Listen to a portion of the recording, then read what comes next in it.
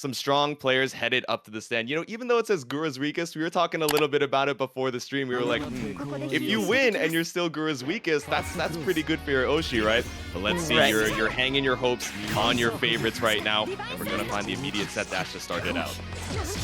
Yep, so we have the orb setups too, very in common stuff, but, Woe, obviously very well versed in this matchup, was able to get that out immediately by hitting Seth, and now just trying good blocking.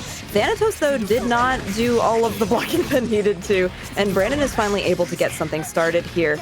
Orb not set up anymore, but he did get a grid break on this one, and a Vorpal immediately. Oh my god, the action, y'all, another Vorpal! VO for Velox, VO, excuse me. immediately send out the persona. We're like, okay, we just want to get our grid back. We just want to, have the reversal to try and bring it back into our favor. So we, reset. Not a lot of meter on either side here, so we're just going to go thrust into the CS. Setting a little bit. Still decent health lead for Woe. Right, and now playing patiently, I felt like the first 20-ish seconds were very scrambly. It looked like there were a lot of missed button inputs. The orb setups weren't 100% what it looked like wanted Brandanh to happen. But now taking it much more slowly, which should be advantageous for Woe, but it wasn't. Brandanh is now able to get at this very simple but effective setup. Thanatos does come in there for Woe. Both of them are pretty much one hit from dead. Another veil off, and waiting to see what we can do. Are you going to finish it out? You're going to be able to finish it out. You let them tap. You let them live. No, could have been able to close it out there, but an unfortunate drop from Brandanh. So neck and neck every single time.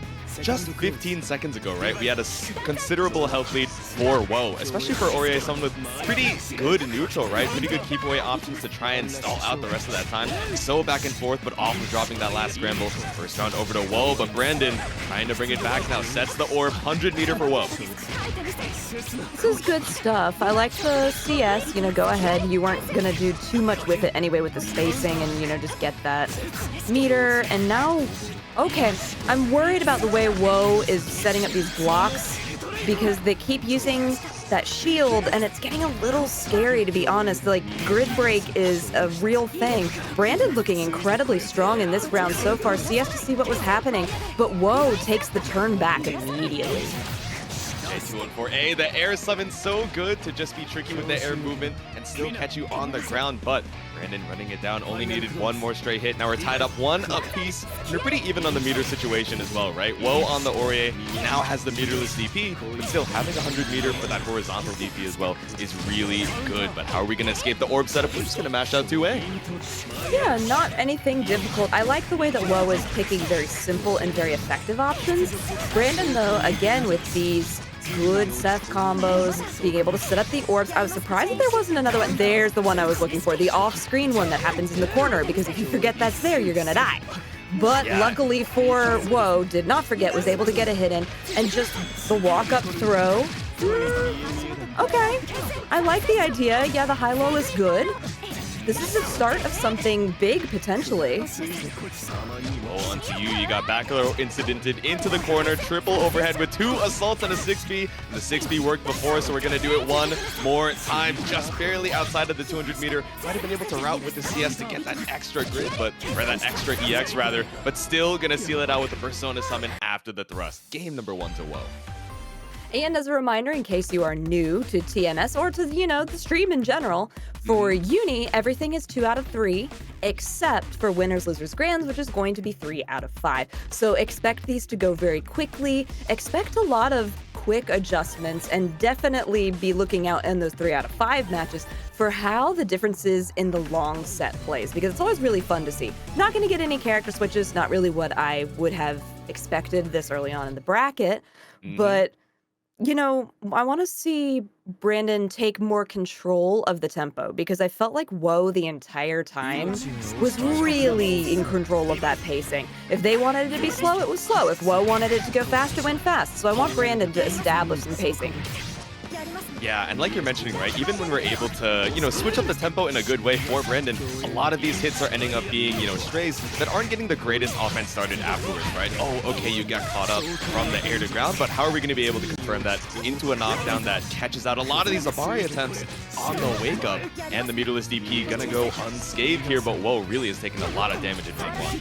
Yeah, but once again, Woe is the one setting the pacing. They just sat there, waited for everything to happen, and then they were able to once again get rid of the orb, be very effective. That time, I like the way Brandanh was able to catch Woe in the air with the orb, and instead of waiting for Woe to fall, started an air combo instead. And I think that was really smart. That's one adjustment finally that we're seeing to get something new started. Also, thank you so much for redeeming those Matcherino codes. I saw you guys putting those in there. If you need to redeem, go ahead, ! Matcherino. Thanks to Jatsu for putting that in the chat already.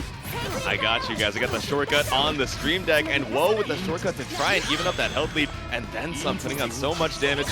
And in that first round, Brandanh was super in control, but finally falls down with the overhead, finds the hit here, sets the orb all the way across the screen, and swept up with the dash. It's a quick game 2 for Brandanh. And Brandanh took control of the tempo. Brandanh took control of all of the setups, everything that he wanted to get going, and that made a huge difference. So now, in Woe's defense, what do? How do you take the game back and the tempo back into your pace where you are finding so much success? Because Woe is definitely a much more patient and a more reactive player, whereas Brandanh seems to want to be more assertive in their aggression. Yeah, so what are the really strong Orie tools that we're not really seeing, right? We have a lot of these ways to kind of jail you on the ground, whether it's, really strong pokes in 5A and the B normals as well. 2A is a really good Abare, but a lot of times Brandanh is taking advantage of the scramble by just hanging out in the air, and Woe is committing to a BDP to try and bring them down, or even, taking to the skies with the assault, which is, not working quite as well as in the first game. So instead, okay, we're walking you down with these A normals, now you're up against the wall. How are you going to try and escape with no meter and grid break, which is going to kill your meter gain for the rest of the round? And you can't shield. So you just have to, as we say, hold that and keep, okay, Seth does have a lot of tools though, and of course Creeping Edge, the universal tool that you can now use to get out of corner situations and other things as well.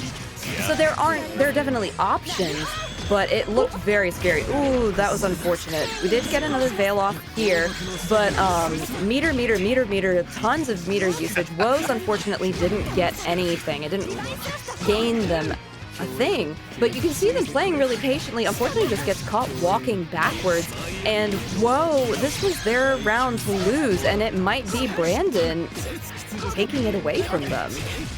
Yeah, both of them really fighting for their lives here to try and seal out that first round. A big commit on the meter spend here, but Brandanh still able to seal it out. Text to the ground and orb behind you just in case the mix afterwards didn't work out. And now it's set point for Gura's weakest. Let's see if you can rep your Oshi with a counter hit dash through. They're doing spectacularly, honestly. This is really great stuff. Orie is somewhere. Okay, there we go. So Seth was stuck up in the top of the roof there. So we're just seeing a whole other part of this fabulous background art. And now, okay, watching and seeing what's going on here, I like that Woe is trying to be more assertive in their pressure, and yep, just taking little punishes, and now finally getting a good solid counter hit. They have 200 meter, but why use it? You know you're gonna win.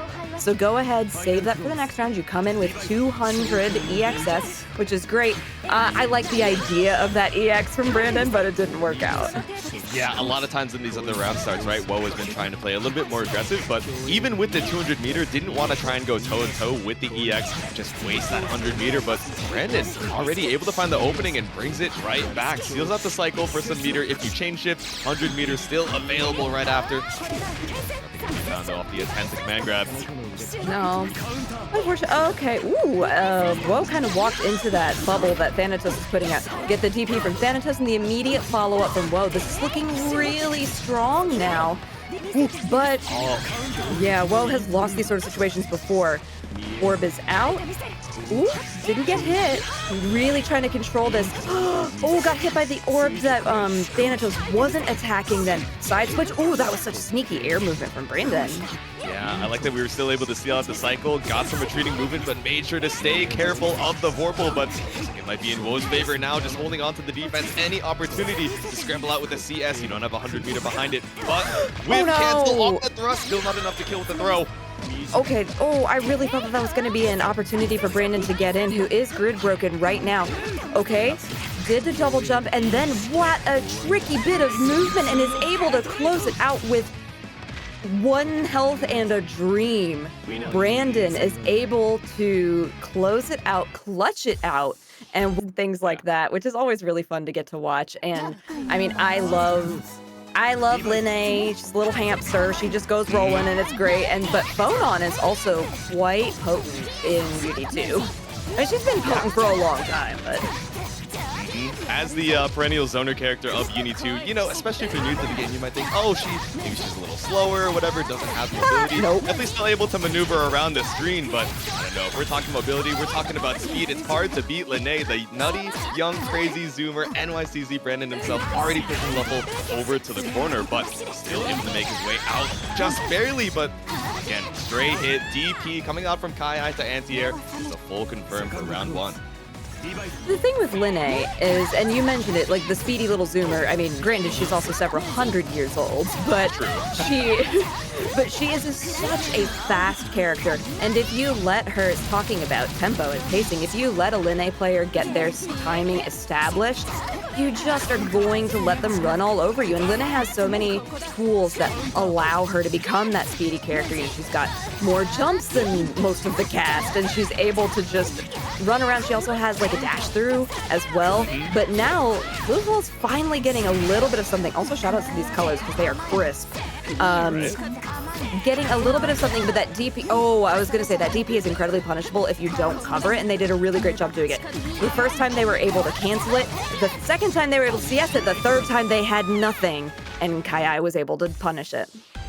Yeah, off of the dash B, the 5B found from KaiAi here to put the first game on the board. So yeah, Brandanh or KaiAi, you know, doing a really good job, especially off of, you know, these round starts or even off of these scramble situations, constantly rushing down LuFL, putting him in these weird pressure situations where, you know, normally we might think, oh, okay, let's just hold down back, wait for the grid, try and fight for our opportunity to win it through the grid, right, and find that screen freeze. But LuFL, definitely one of the more aggressive Phonons around these streets and one of the more aggressive Uni players as well. So not afraid to show the Orie early, but let's see if that swaps up here in game number 2. Game number 2 is looking very similar to game number 1 here for KaiAi. Just, again, a lot of aggression, but that's what you want as Linne, because she is a little bit more fragile. That's the second time we've seen that creeping edge to get out of the corner. I love getting to showcase the new things that are available in UNI2, especially these movement options. Unfortunately for LuFL, it didn't work out super great. Oh, grid break 2, 200 EXS. That's almost a perfect for KaiAi. Ay. Grid broken up against the corner. When you finally escape, still not able to see S to escape the pressure. You truly are locked up and locked down for life here. Caught up with the BDN conversion. Once again, up against the corner with the instant dive kick. KaiAi off to a great start.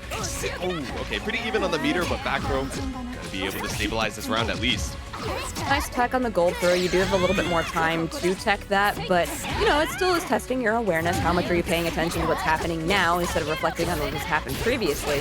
Finally getting something happening for LuFL here. And then, I was gonna say that was a really nice combo extension off of the wall, but unfortunately it was not, and now KaiAi is taking their turn back.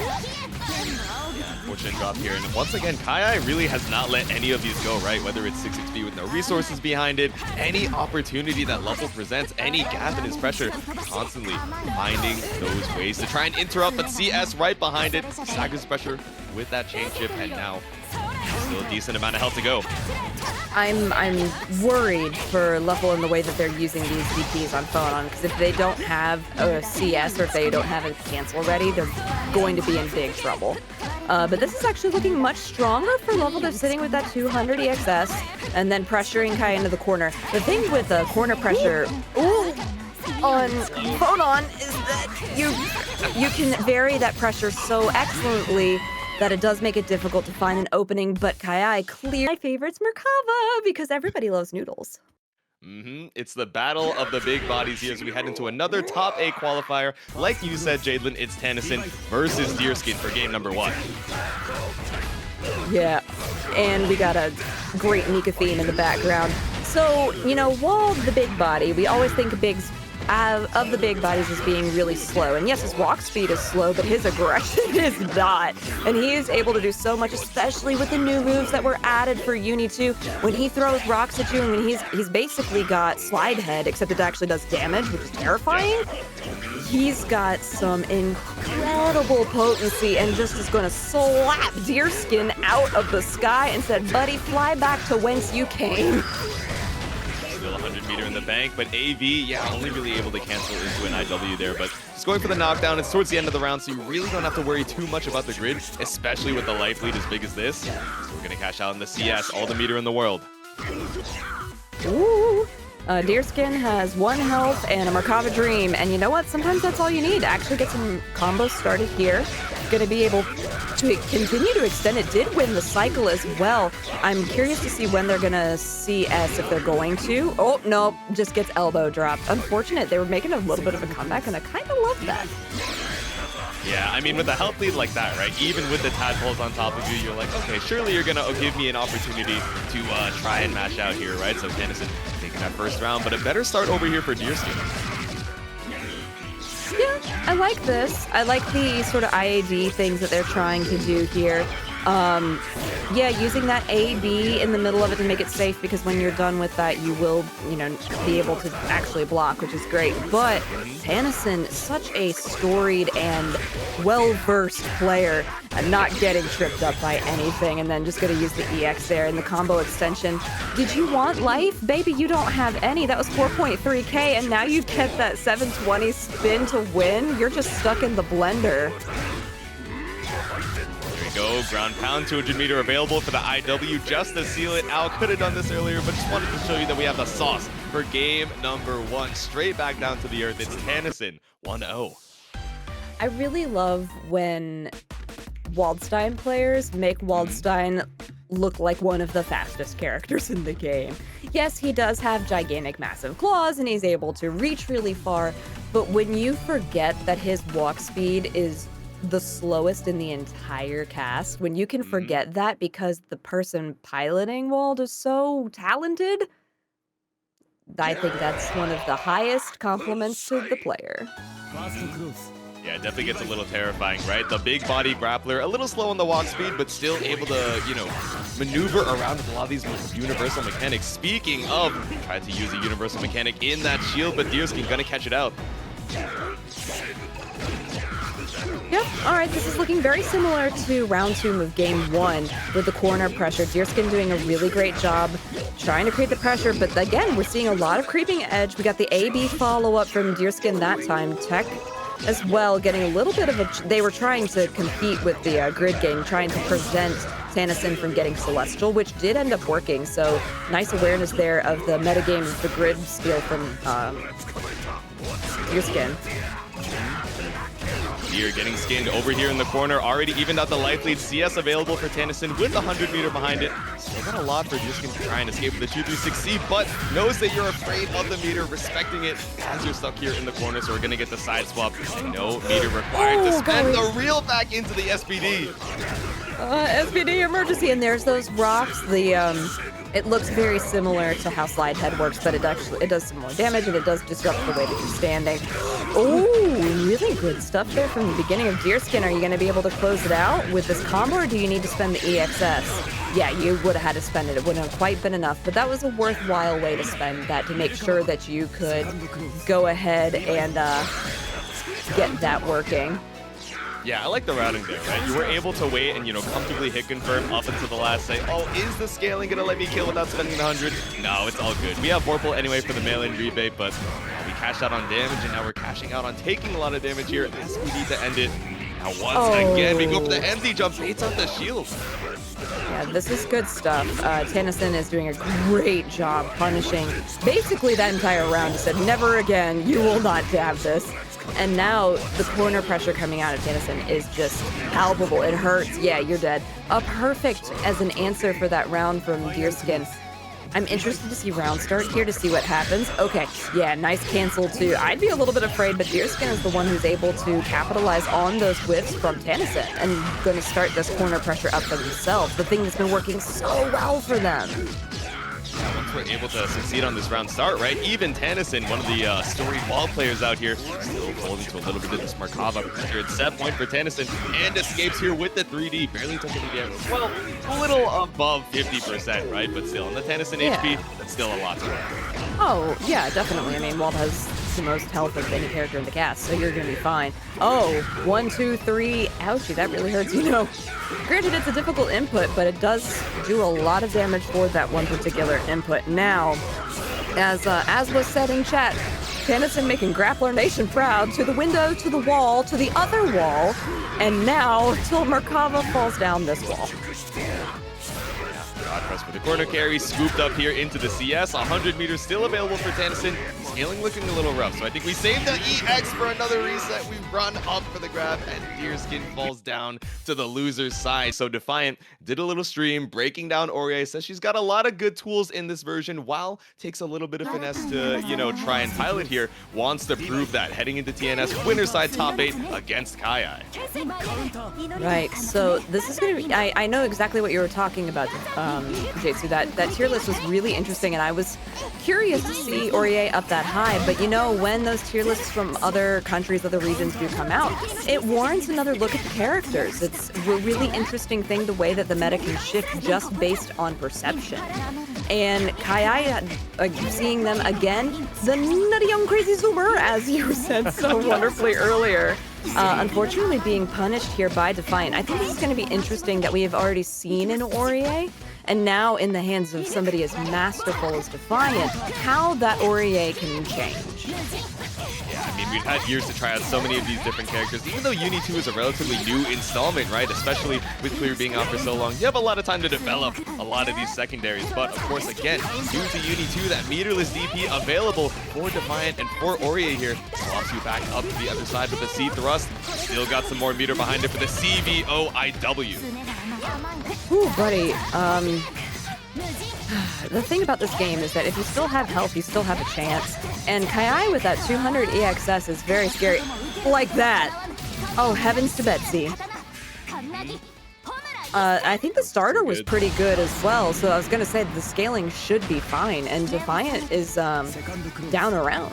KaiAi, though, I mean, I've got to hand it to them. They really know how to play Linne well. They're exploiting her strengths expertly. Yeah, I've been playing this character for quite a few years now, so definitely familiar with the mobility, especially with some of these new tools as well. We're seeing the standard B, Kuga dash, and run up with the crouch shield. Gonna get crushed here with the run up assault by Defiant, losing so much health as you're pushed up against this wall. Yeah, okay. That was a Defiant round, and I think that's all that can be said for that. The thing with Defiant, and I mean, I'll have to go back through my notes to see the number of different characters that he's played, is that Defiant plays Uni at its core. Defiant knows how routes work. Defiant knows if they pick up another character, pretty much exactly how to maximize and optimize everything that character can do. And we've seen it time and time again here on TNS and on multiple other different tournaments. And you're seeing now the strength of this Orie, the way that Defiant is using Thanatos to extend combos, whereas earlier when we saw Woe, it was Woe who was playing Orie. Thanatos was more of a defensive option, and Thanatos was being used as a get off me button, rather than this combo extension thing that we're seeing more from Defiant, which I think is utilizing more of Orie's toolkit more effectively. Yeah, a big strength of this character in the new version, right? You know, system mechanics overall and the changes that they've had, I think definitely benefit Orie in a lot of good ways. But, you know, one big strength that, you know, a lot of UNI2, tier discussion is centered around is being able to shift the grid in your favor, during your own combo, right? And we got a new EX move from the Thanatos summons on Orie's side that allows her to concentrate mid-string. So has a lot of good grid control, especially going into round 2 and 3 when you have that meter to back it up. But speaking of the meter, right, early grid break is going to kill a lot of the meter gain, going into the rest of the set. So KaiAi already so strong with the meter advantage. Yeah, that is definitely true. I'm just interested to see what, how this plays out, because Defiant has been really great at slowing KaiAi down, and KaiAi doing a really good job blocking. I was gonna say, there's the throw incoming. Oh, do it 3 times. I freaking dare you. Nope, not that time. I do feel like another one is coming just because KaiAi was blocking so much, but now finding an opening right when Defiant was just finally not doing something. Oh, I like that run-up jump and then with the overhead there. Good stuff. They're both trying to be really tricky and then just run up, hit the toes. Yeah, that was insane, right? We went for assault and then we stalled out in the air with the Kuga. So I wonder if we were looking for a 2A Abare to try and catch out a fuzzy mash on the assault into overhead versus assault into the empty low. So smart stall there from KaiAi, still keeps up your turn and is able to put a round on the board. Yeah, he's got that gamer posture right now. No, but we lean back in for the Kuga. Dash up 200 meter behind it and 4-4 for a little extra damage. Let's get the Kuga knockdown. Ooh, this is looking really good for KaiAi. Trying to, the grid break too, and they were a hair from Celestial as well, which could have been incredibly potent, even more potent than what it already is with that extra 10% on top of the 10% you already have. But doing really well, trying to find an opening, Defiant using that sword thrust to get in, but not really finding any openings. Finally getting what? Oh, that was a little scrambly, but you know what? A scramble that works is a scramble that works. Exactly. Yeah, this can be a little scary for Orie, right? She has a lot of good tools to fight you back at the close range and the mid range, but trying to play more aggressive, maybe not one of her strengths. But now that you have the life lead, and now that KaiAi is up against the wall, try and bring this back. 35 seconds on the clock. Roll for the quote-unquote left-right after the C. Kuga ended up same side, but still so strong on the defense and secures Celestial. Yeah, I'm intrigued that Defiant went ahead and just chose to CS it and just take it all as meter. They did get they used it immediately, and the throw back, Defiant was able to take the round, literally took it away from KaiAi's hands and threw it along with KaiAi into the corner. Speaking of the corner, KaiAi still, after losing that round, going to be able to bring Defiant over to the corner. Still pretty even on the meter advantage as well, but grid clearly going to be in Brandon's favor here as we have the CS to try and escape. Ooh, interesting stuff here. Okay, the counter hit and then the combo to follow it up afterwards from Defiant. I like the sandwich setup there with Thanatos. Defiant was trying to do some really tricksy stuff.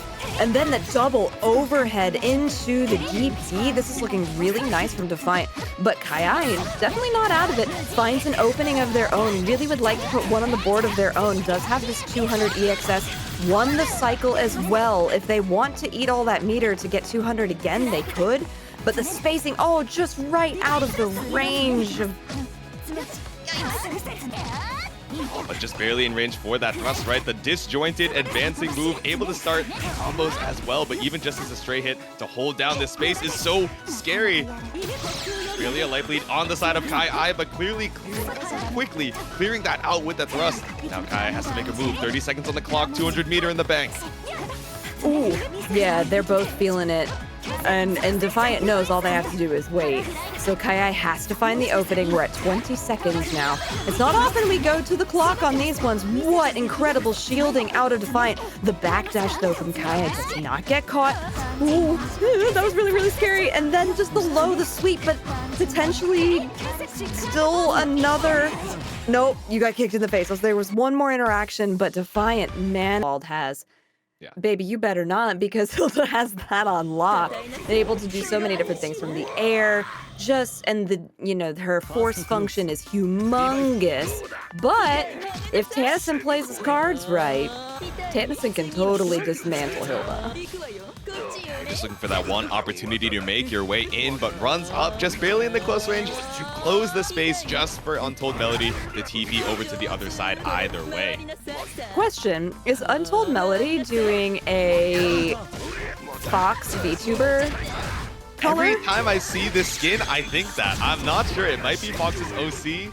I was gonna be like, oh, Shantae with the purple hair, but no. Then we'd have the, the red dress. So I think it is the Fox OC. I think it is the FF, like you said, going airborne, able to fight your way out of the corner, and gets us so much corner carry back out to the mid screen as well. Oh, hey, Fox. Yeah, this just the colors look just like your OC. It was kind of crazy to me for a second there. Great to see you. Thanks for being here. Yeah, I love the blatant charge. Like, what are you gonna do? Walk at me? Yeah. I mean, we've established so much control in the mid screen here. We had Roomba behind it too, so we assault right over the attempt to God Press. Cannot escape. Up against the wall here. Round number 1 over to UntoldMelody. Yeah, good stuff. I mean, this is really, as I highlighted earlier, this is a really difficult thing for a wall to be able to get into. And UntoldMelody just backdashing out of that and then using all of these tools at the disposal to be able to start this nice combo. And just like that, launched right back into the corner where normally would not have been.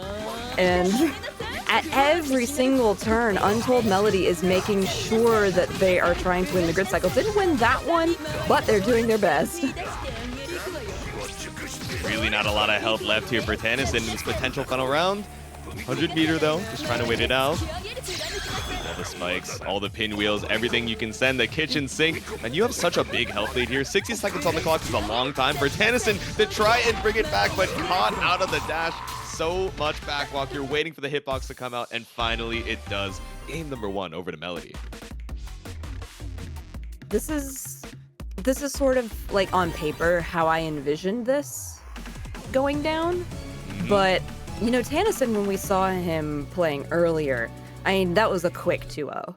And I feel like if Tanasinn is able to get in, is able to close the gap, close the distance, and sort of put UntoldMelody on the back foot, if that is a possibility, they can absolutely run away with it. They can go ahead and get one on the board, they can take the game, but UntoldMelody is doing everything in their power to make sure that Tanasinn never gets it. Yeah, and Waldstein has a couple new tools in this version, like you mentioned before, right? The rock with pretty high projectile invulnerability, despite the fact that it's on a grappler, which is a strange tool to have for that particular archetype, but really not using a lot of it, right? Using any tempo that you have to make your way in, and in the time it took me to do my mini little analysis, UntoldMelody is already dead. Sometimes that's how it is. You don't think that's how it be, but it do. In any case, that is exactly the sort of thing and the kind of adjustments that I want to see out of Tanasinn. Making sure that you are just not letting UntoldMelody do things like this. Lucca, thank you so much for the $50 contribution. That is incredibly generous of you. Appreciate that. That was a huge donation to the Matcherino, and just wanted to shout that out. Yeah, much appreciated. Thanks for the love, but I know Tanasinn needs a little love from the full screen here anyway to try and make your way in. Didn't lose a ton of health off of that poke there, but scared of the gloom, right? You don't want to approach just to get caught up by all the pins and needles. Speaking of, we send the spikes. Now it's a full confirm for Melody. Oh, I'm not really sure why Tanasinn got caught by that. Like, they saw the setup, I saw the setup, and if I see it, I'm sure you see it, but they still got hit. Oh, thank you for the code redemption as well. Yes, exclamation point Matcherina already in there. Thank you, Lucca, for putting that. Really appreciate that, and for your generous contribution. But now I feel like Tanasinn, where they had all the strength that one particular round, they're just not finding the openings. And that, I think, is really credit to UntoldMelody. They are doing such a great job using Hilda's toolkit to never let Tanasinn get close. Yeah, every time you think you make your space, able to TP back out of here, but no, we finally find the grab here for Tanasinn. God press for the corner carry once again. Oh, and able to seal out the cycle off of it as well. Ooh. Yep, just blocking. Yeah, that makes sense. I would go ahead and do that. Get as much damage as you can. Yeah, and was going to lose the cycle there. UntoldMelody has Celestial. This is really big.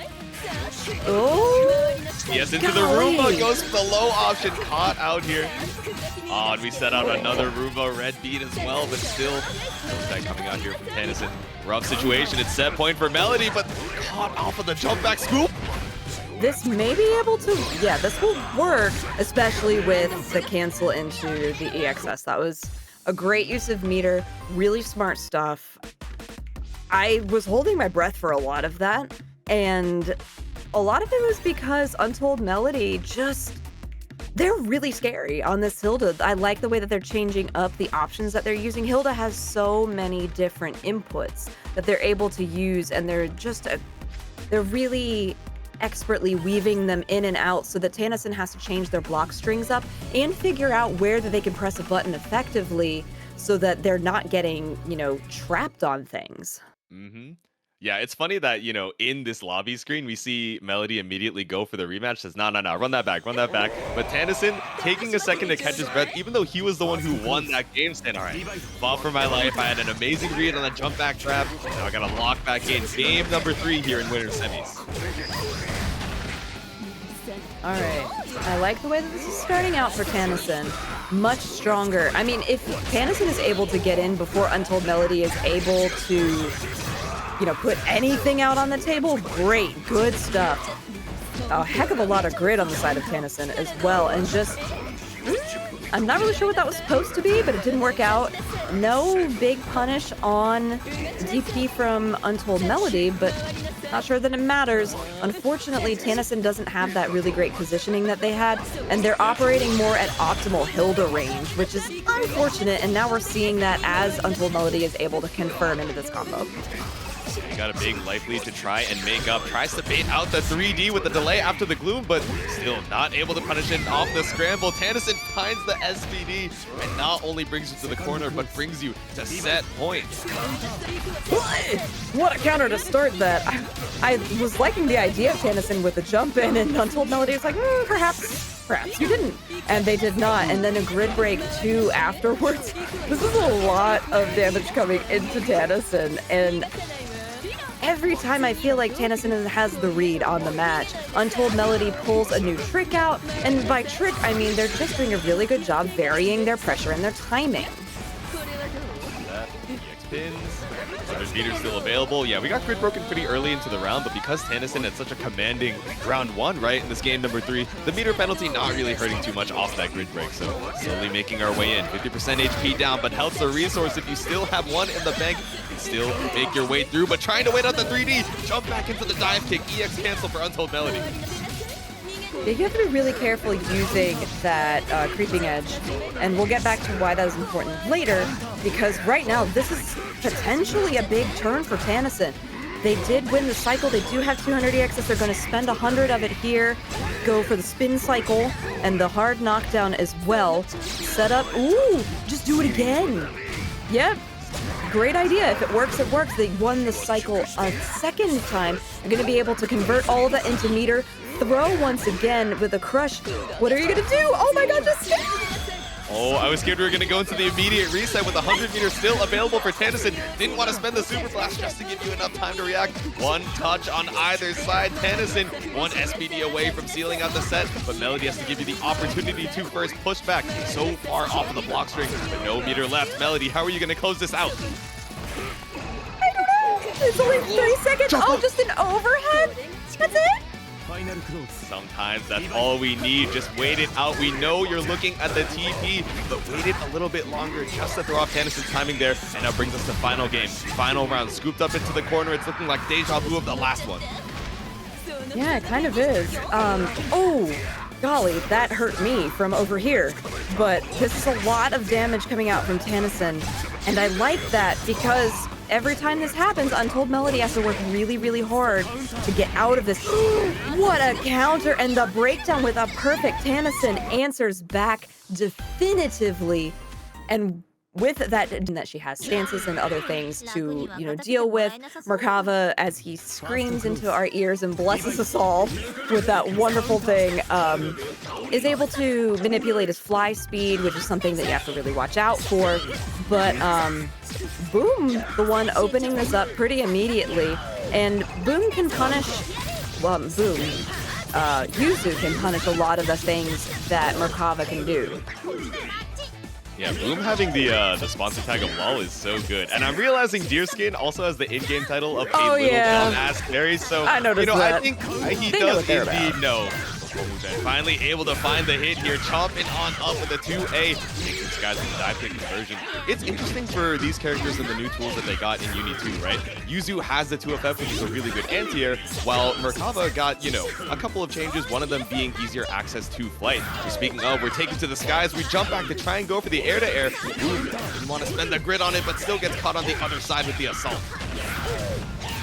Yeah, this is a really dangerous position for Yuzu to be in. They can get out, for sure, but I like the CS on the side of DeerSkin is able to just maintain the pressure, maintain the positioning, which is exactly what you want. I love that change up right there. Boom thought that they could press a button and then the trajectory changed.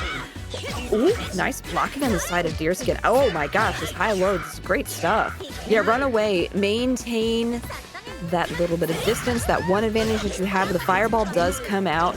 The grab not warranting anything, but, fairly safe from that distance. Kick, 10 seconds on the clock. Such a big health advantage for Deer, so Boom explodes out of the gates. PP's right on top of you. Nothing personnel. Trying to even up the health lead here, but 3 seconds on the clock. All you gotta do is down back. Even a throw can't kill. So DeerSkin times it out for the first round. In prior iterations of Uni, timeouts were a little bit more common. You don't see them as much in UNI2 just due to the way that the game plays and how it's different. We've seen a lot of close to timer timeouts tonight on TNS Jitsu, and I'm kind of excited for what that means for the future. Yeah, I think it's really interesting, especially as we talk about, is it versus 2? Is it versus 3? Is the damage, two-touch game now? But offense obviously comes a lot faster than defense, especially with new versions of the game, even if it's returning characters, right? So obviously, as we're learning here in the loser side, playing a little bit more passive, stronger on the defense, I say as DeerSkin is getting opened up by the Yuzu. Hop in your face, tapping the toes with the 2A, and we're spaced out. We're not trying to give you too much grit for your troubles, but still, gonna seal out Celestial for Boom here as well. That's a lot of damage, lots of good that you can cash out into the meter on that table. Oh, did you see that little grab animation from Boom? I don't know what you were going for, but it was not the thing. Unfortunately for them, DeerSkin is going to be able to serve you all of the spaghetti and take that particular round. It was just it's just one tiny mistake from Boom. It was just one little thing, and all of a sudden, DeerSkin was able to run away with it. Yeah, we were doing so well in the corner. You had such a big life lead. You were really keeping the pressure on DeerSkin where, I think they were a little afraid or, conservative on using the meter for 236C to try and escape as that meter reversal option, right? But, dropping the combo, dropping the setup lets you scramble out, and off of, losing that pressure where you should have been able to seal out the game. I think the mental went Boom a little bit here, but still got game number 2, trying to tie it up, but DeerSkin taking to the aggressive.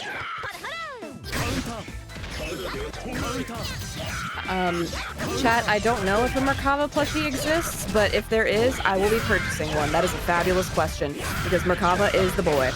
And yeah, I hope so. If you find one, link me that, because I would also want one. I'm not gonna lie. He's like so Lovecraftian. He loops back around to being cute, but it's not gonna use the damage off the grid break. Throw in the corner here. Oh, Boom is having a rough time. Yeah, they're having a really rough time.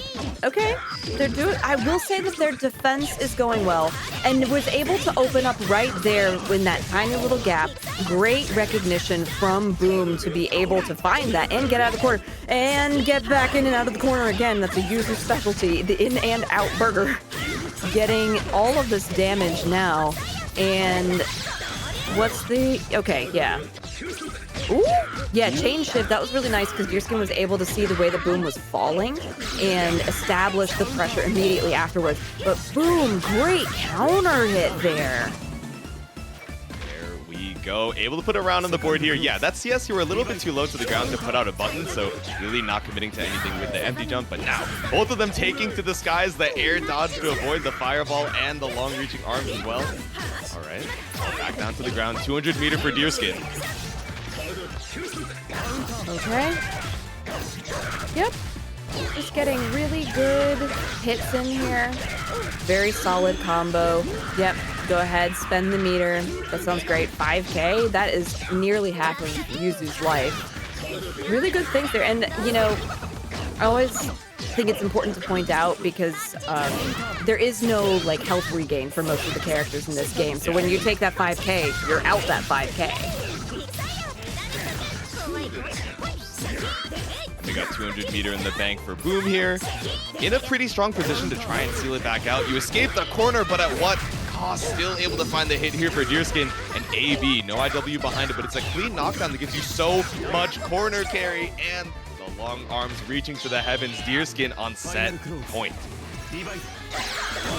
Wow, oh, that was such a volatile round start. Everybody was spending all of the things. DeerSkin is one who did come out a little bit underneath on that one, but now is able to take back their turn pretty instantaneously. I really love this corner combo. It is so gross looking, and the babies are out. Baby's doing a lot of just like lockdown. It wasn't even about the damage at that point. It was about the lock. Just keeping you locked down, running that timer down. We saw the timeout from earlier as well, and we're healthy on the grid, but a little less healthy on the HP, as not only are we able to tie up that late lead, we also seal the cycle in our favor. We have CS available just in case we want to frame trap off of this block string pressure, but no, we just do jump back play into the fireball and find a conversion off of it as well for Deer. Ooh. So, yep, immediately spending because Boom did realize that they have Celestial, so they have... I'm sorry. Let me rephrase that. DeerSkin got Celestial. They spent immediately so that they were trying to take all of that away from DeerSkin. Apologies. I was really wrapped up in watching what was happening. And trying to get Deer out of the air, but Deer is like, no, I live here now, thank you. The ground is scary because that's where you are. Spooky. This Deer's got wings, so many just rotating plus frames, so we try and shield to make our escape, find any way to try and slash back. No plus R, but we do have plus a lot of meters, so we're gonna spend 100 for the full bateau swings. It's one apiece here in losers top 8. I always like that as we continue through the bracket, you know, a lot of the times early in the bracket, we see a lot of 2-0s, and then as we get further into it, you really do get down to the wire, and I think that always speaks to the caliber of the player. And as we mentioned earlier, this is a cozier bracket, but there's no lack of action. There's a lot going on. Yeah, so back and forth regardless. You know, cozy on the players, but definitely a heart racer and a heart wrencher for both of these. One game apiece. One of these players' runs is going to end here after this next game, so playing it a little slow, goes for the empty jump assault. Throw into the corner. Yeah, once again into this corner combo, and there's just really nothing that you can do except watch it. I mean, it's beautiful cinematic. Well done. Oh, that time the creeping edge was caught. So while you are, you know, in creeping edge, you are invincible. You're still vulnerable to grabs though, but as soon as you're out, you better be ready to do something, and unfortunately, Boom was not. Ready to do something on the wake up. We find the trade there, double counter it on both sides, but barely any help for Boom, so we're just gonna send out the C-Bato. Nice, I like the TP into the 2FF pickup. This gets you a lot of corner carry. Still 100 meter in the bank here, but CS to stabilize the situation for DeerSkin. Ooh, I really liked the idea of Boom trying to anti-air, but DeerSkin was ready for it. Dive kicked for the round win. Now DeerSkin 1 away, starting the round off with a counter hit, but Boom answering back with a counter hit of their own, and finally getting a decent-sized combo. And thank you all so much for all of the code redemptions that we're getting as we're going into this. Yes, any codes that are not claimed, but this is free for you, real money for the players, as was said. Claim the codes, and we're claiming that 5C all the way from downtown here. Not a full, you know, big confirmed from DeerSkin, but just the corner carry that you're able to get makes it so that Boom has to fight for a little bit more. The screen space, nice. Didn't get caught out by the C-Bato, but the TP on the other side is going to catch DeerSkin trying to take to the sky. So we send the 236C. No full punish, but didn't, you know, tried to mash after. I wonder what we were looking for there. Not really sure, but in any case, was not able to find it. Ooh, that was a really interesting interaction there between those moves. But now, oh, gets slammed and then caught with a fireball and then can follow up immediately with the grab. DeerSkin really wants this. Oh, backs off and is able to punish the VO from Boom. I mean, I like the idea from Boom, but unfortunately, that's all your meter, all your life, and all of your run in today's TNS for Uni. Unfortunate, but congratulations to DeerSkin for a lot of resets and, you know, more touches, but keeping your opponent on your toes. I think we saw him tighten up a little bit towards the end of that set, so I'm hoping we're going to see a little bit more of a tuned-up playstyle here, but especially going against someone like Mika, right? You know, hyper-mobile character, the grappler trying to pull up and force you into some of these weird scrambles. I wonder if we're going to try and match that pace here to head into game number 1. Oh, well, right now, Lucca is doing a lot of damage on this Mika. She is... I love Mika so much. I think she's a really great character. She's also my in-game announcer, because why not? But now, finally, Brandanh is able to get some damage onto the board, but an immediate veil off there from Lucca. It worked, like there was the blowback from it, but Brandanh is right back in, getting all of these orbs set up. I am seeing a lot more clean gameplay here. Yeah, looks like we're definitely warmed up as we're fighting for our life in the loser's side. Shield there on top. Guard thrust to put you back into the corner. Now we get the orb set. Yeah, nicely done there. I was like, they can't quite clean it up, but is able to finally eventually finish it out. So good things from Brandanh. Yeah. Kick on through, triple blink, but finally caught out with the 2C, little breakdance on the other side. That is tricky, and now we get to pick up with the orb here. 100 meter available for Brandanh, but same could be said of Lucca, and we're gonna let the VO rock. Yeah, I like this. Ooh. Was able to get the counter hit and then the grab afterwards, and then going to keep following it up with the fly. Side switch, but ooh. It was a little meter spend there, and then the counter hit, and Brandanh is able to just immediately lock down. The way that Seth is able to take control of a situation that is unoptimal so quickly. Yeah, orb, make sure it's off screen. Do you remember it's there? You do, you blocked it, well done. Left to approach from all the way across the screen, run off of the throw bait with the assault here, and now it's a clean pickup from Brandanh. Ooh. Yeah, very clean stuff, and whew. You know, Lucca has good ideas. Lucca has really good ideas. Yeah. They're just not... They're leaving too many large gaps for Brandanh to get in and just start working the Seth magic.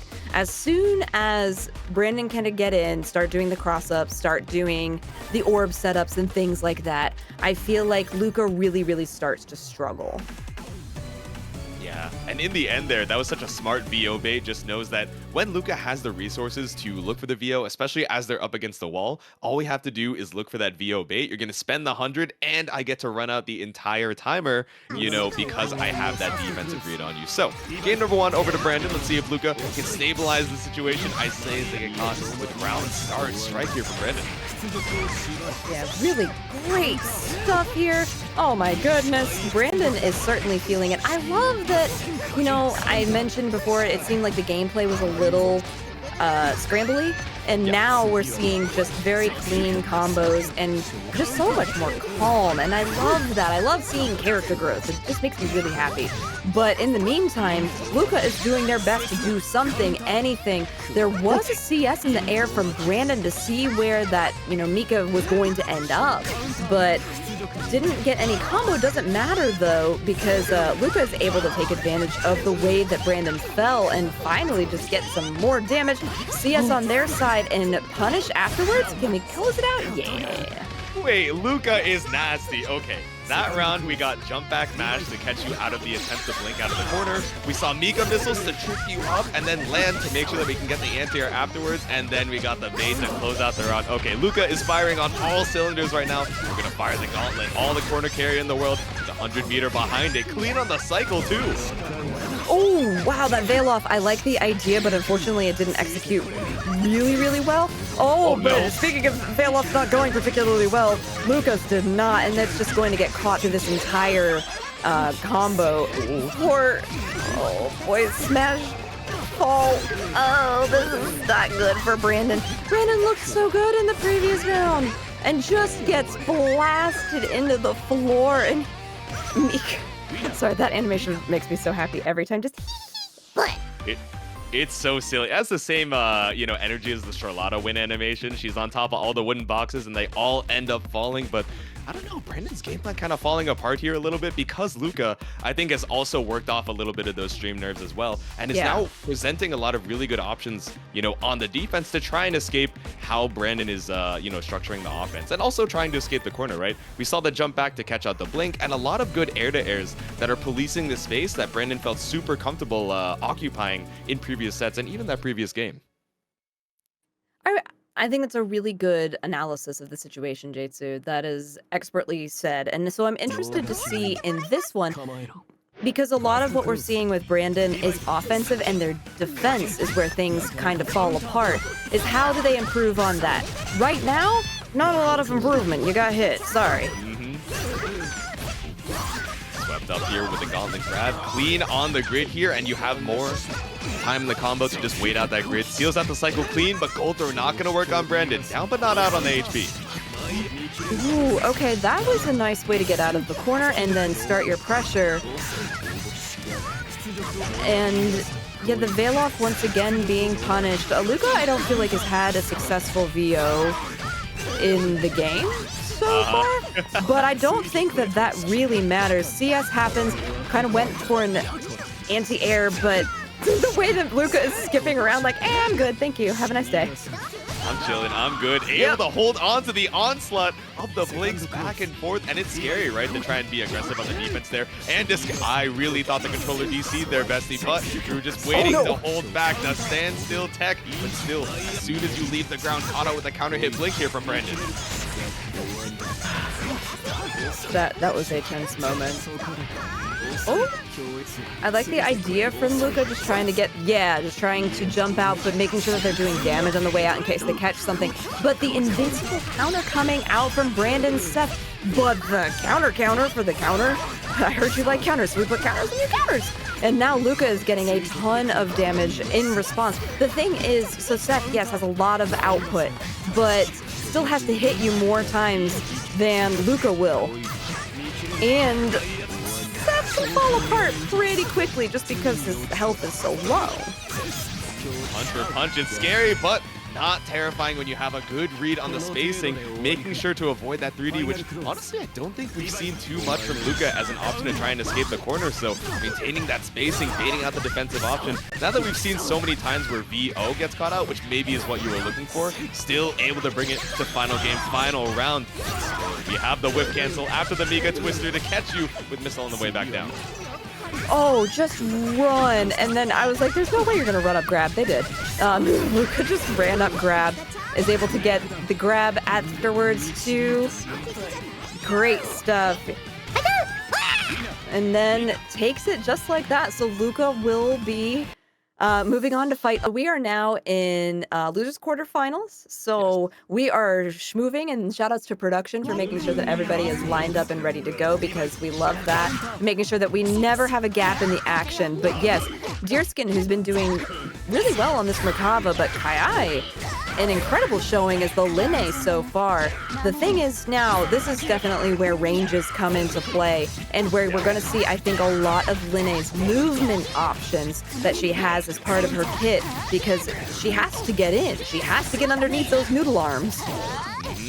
No reversal option outside of that 226C for Merkava, right? And amazing mobility and move speed from Linne, and also, even strong ways to try and challenge at that mid or, farther range, even against someone like Merkava with such long limbs. So, especially once you're able to get that pressure started from the round start, it can be difficult to hold on long enough while you wait for that 100 meter to come back up. But DeerSkin, I was going to say they had the opportunity to bring it back, but KaiAi off of the FFCS reversal into the full combo parry for round one. Whew. KaiAi, I really like watching the way that they play Linne. They put the hamster into the wheel and off she goes. And what a Kuga right there, good lord. And just, okay, I'm also her grab animation, whoever did that, shout outs to you, because when you just grab and stab, it's fantastic. trying to get in there, really good blocking. Oh, that was so scary. Why would you just wait like that? And now KaiAi running away with this one. 200 EXS, so chooses to spend 100 there.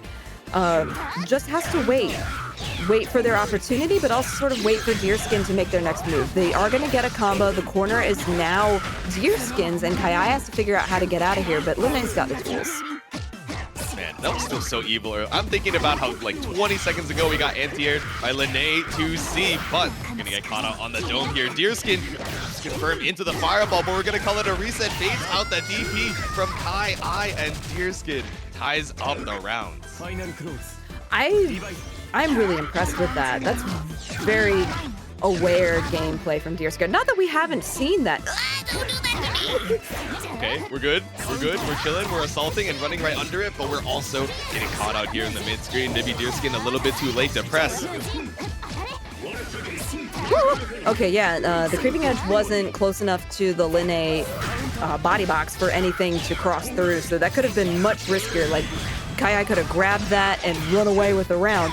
But right now, DeerSkin doing a really good job maintaining their pressure. Ooh, I like the approach from KaiAi. It was safe, but, you know, it was a bit scary. Ooh, the high load, just catching the little feetsies. Yeah, I like the use of the B Kuga here to try and challenge these jump back fireballs. We caught it.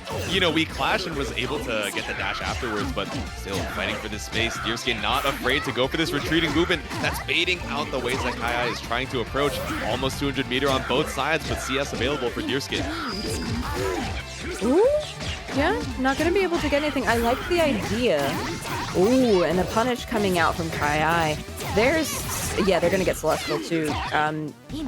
I would expect them to find something, then spend the meter. This is gonna, ooh, I thought they were gonna punish after that, but they didn't. So KaiAi, because of the way that they used shield, are now under the 200. Yeah, they did spend 100 there and then absorb the rest to go ahead and get that 200 back. But now what are you gonna do? High-low, and then go in for a grab from the blocking? Didn't punish the creeping edge, or didn't have the opportunity to punish, more like. Yeah, committed a little too hard on that block string. Drops the punish on the super from earlier, but we'll talk about that in a bit. 3 seconds on the clock, 2, 1. DeerSkin finds the hit to run out the time again. That's the second time we've seen the timeout on the side of DeerSkin for the first game. Yeah, so we saw that green shield after the Merkava reversal super, right? That 236C, right, just barely at the end. I want to say, I don't know if you still need to do this in UNI2, but I know in previous versions you needed to shield that last hit to make sure that that super was not safe and that you were able to get a guaranteed punish there. So KaiAi just a little bit too late to try and find that final shield there. Drop the punish, which might have been able to kill with the 200 meter in the bank. Okay, that's a heartbreaker, but KaiAi was playing so strong. Let's see if we can tie it up here in game 2. Oh, you don't? Okay, just throw. Today I learned. Well, today on You Just Throw, this is what's happening. All right, we got the overhead, and then KaiAi did try to go for a throw there, but was just a little bit short. In some games, a throw will animate you forward. That is not the case. So if you go for a throw, you are locked into your little space. So just, if you're getting into the game, if you haven't seen that, just be aware that that's a thing if you're coming from a game where throws did move you forward. Yeah. Caught up, air fireball, CS whiffs the overhead afterwards though. Maybe a little bit too early for DeerSkin, so KaiAi gonna find the opportunity to mash back out. Meter behind it too, yeah. So this IW is so nice, you're so plus that you have a lot of time to concentrate grid. It's not gonna be enough for the Celestial, but 2 blocks, especially after you lost a little bit after this 2-6C, we'll take it. Okay, so the baby was out, and then there was the punish immediately afterwards. I like that. The fly, not quite enough to finish the round. Chain shift and then the roll afterward from KaiAi. 1 HP in a dream is making its reappearance far too many times for my heart's liking in this particular game. Right. Ooh. Go, counter hit on the dome here. KaiAi's still up around, but it's scary. DeerSkin up the game as well off the AB. Strong ender there, caught out with 2A, but really not a ton of damage behind that conversion. I say as we go for the jump back AC. Yep, solid combo here from DeerSkin. We've seen it time and again. Okay, I like the change shift. Once again, KaiAi goes for a grab, but was a little bit too far away. I can understand like the spacing issue, but that really is allowing DeerSkin to gain this confidence that they are running away with. Running away with the confidence and running away with the set. Now we're on set point here. Ooh. KaiAi gets caught out. I wonder what we were looking for there. Counter hit. I thought it was a backdash, but maybe trying to be a little too bold with the 2 A's. Now we sent the kids daycare over here in the corner. Yeah, didn't just throw Linne back out. Went for another grab there, but this is okay. I like the use of the meter there to close the gap, close the distance, and start this combo. This may be the way that KaiAi can get back into the game, but a chain shift to get out of the corner. You know, it didn't really even matter that DeerSkin didn't get, you know, a combo off of that. They're out of the corner and we're able to take advantage of now Linne's disadvantageous position. Yet just scooches away but gets caught backdashing. Meter behind it. It's not going to be able to kill with the IW, but I wonder if we just do it for the advantage. No, we spend 100 to get the EX Kuga knockdown, move the Helmbreaker, but are we going to leverage this last bar of meter to seal it back out and tie up the rounds here? KaiAi doesn't quite reach from the CHN, flying into the air fireball, both whipping past each other like ships in the night, but DeerSkin has a lot of meter to stall this out. Definitely does. Okay. I like the ideas that they have, but nice blocking. Oh, I'm sorry, that's on me. I cursed that. Because I think the overhead jumping over. Okay, cool, good idea. Side switch. You know, things aren't working on this side. Let's see if we can change stuff up. Let's see. You know, surprise, I'm over here. No surprises. Just tiny Linne with a sword. Yeah, that was so scary in the end there. Trying to go, I would say over-aggressive, but I don't know. Maybe you're trying to seal it out because KaiAi is so tricky, you know, here in the mid-screen with all that mobility. Tried to seal out the set with the overhead. We got the run under into the walk back for A. So KaiAi still has one more game alive here in the loser's run. But again, another good start here for DeerSkin. Empty jump into the grid break row. Right now, I feel like this could honestly go either way. A lot of it, I think, has to do with whoever is able to manipulate, I think, the different meters. So if whoever is able to do a little bit better with the grid, because I feel like as players, they're pretty much on even footing. But if they can manipulate grid better and whoever is using their EXS better. I feel like that sounds almost obvious, but, you know, at this point, it's coming down to little itty-bitty things, and when you're playing Uni, part of it's the fighting game, and part of it is the system mechanics of Uni and how you're able to manipulate them on your side of your opponent and yourself. Yeah, so concentrated on the grid, able to seal out the cycle, and also even off of the empty assault, which you've seen before, right? I like the use of the fuzzy match 5A for KaiAi on the landing, just to make sure we're not getting away with extra turns. We don't deserve them, but CS available for DeerSkin. Counter hit on the air fireball, but that would have been awkward to confirm even if we let the CS rock. So instead, we're just holding onto the grid to seal out one more cycle. Not enough to close it out. Yeah, and then you're just going to use that AB to finish it out. Okay, nice stuff from DeerSkin. Yeah, another counter hit here for DeerSkin. I think KaiAi is being definitely pretty aggressive on the wake-ups as far as letting the 2 A's and the 5 A's rock, but I know it won them the last game. Let's see if we can do it again. So much concentration taken, or so much grid rather, taken off the concentration, but still able to seal out the cycle for Brandanh. Oh, what a grid break. This is the second grid break that we've had in this game, and I feel like, you know, KaiAi, I don't think they're getting overconfident. I just feel like they're making some decisions that are not best for them.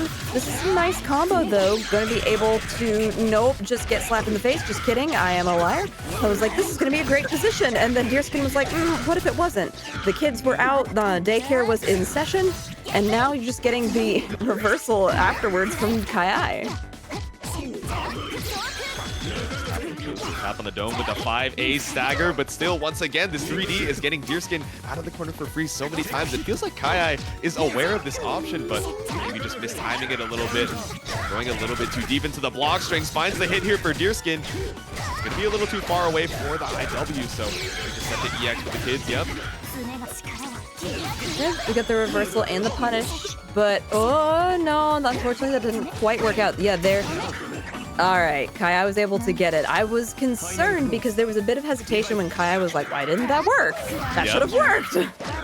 Yeah, I think maybe we needed to let the ADP rock a little bit more. I'm not too sure, you know, how to secure the combo routing into the C Kuga. But either way, you know, able to take it off of the scramble. Final game, final round, and swept up here off of the drop. DeerSkin fights back. Ooh, yeah, this is very, very back and forth. Tooth and nail, everything is flying. We are going to get this combo coming out from KaiAi. I'm expecting a use of an EXS to extend the combo afterwards. No, we're just going to go ahead and use the entire thing. Spend it there. 4.2.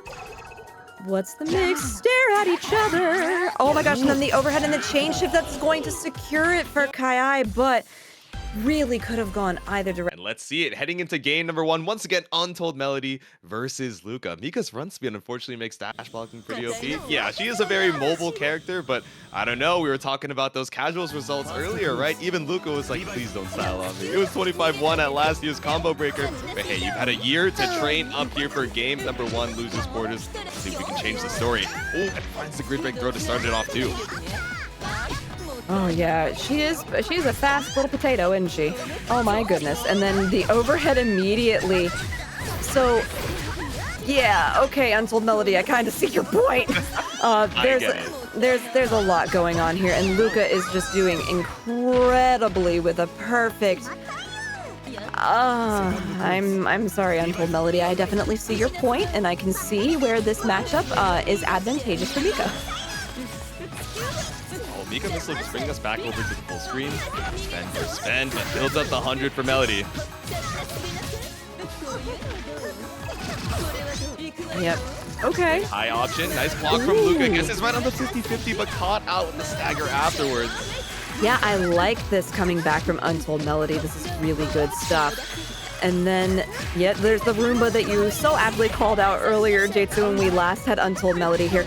Oh, that was 12 HP in a dream from Lucca. Just went in for the punch, but that is okay because we're gonna get a round 3 of this game number 1. Yeah, oh no is right because unfortunately Lucca is in and Lucca is causing a ton of damage. Yeah, the VO does end up working out the teleport and then the side switch. All the meter is spent though. Okay, throw will work. I was so scared that was actually going to combo into the Roomba. I'm not sure if that's possible, but if so, it would have been evil either way. I love the use of the Set the Gloom, TP out, EX pins to lock you down, and then confirm that side swap without taking too much risk. So now, has you up against the corner, 50% meter, trying to play a little bit more of this mid-range pressure where, yeah, you're able to dash block, but I'm fine playing a little bit closer up here. Yeah. Oh my goodness, the counter. Yeah. Lucca's trying everything to get out in the offensive VO to just keep you in the corner. Nice adjustments from UntoldMelody.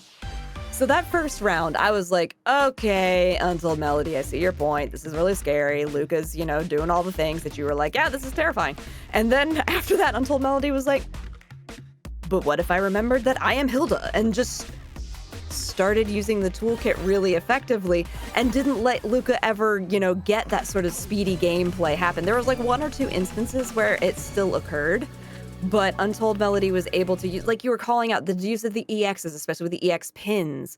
Yes. That was working really, really well. Like your call outs for this are excellent, J2, and I hope that people are paying attention to how you are calling these things because it's really, really apt in the moment.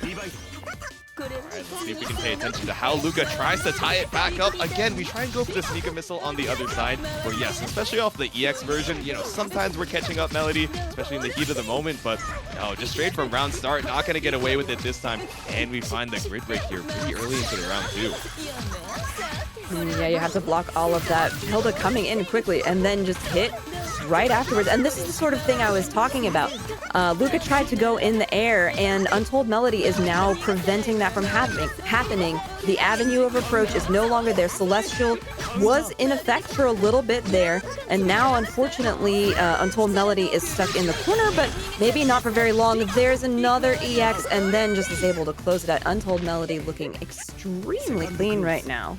Yeah, looking to try and steal it out. 1 round away. The Mika Twister tried to air the missile follow-up afterwards. But no, Lucca's finally going to find the hit.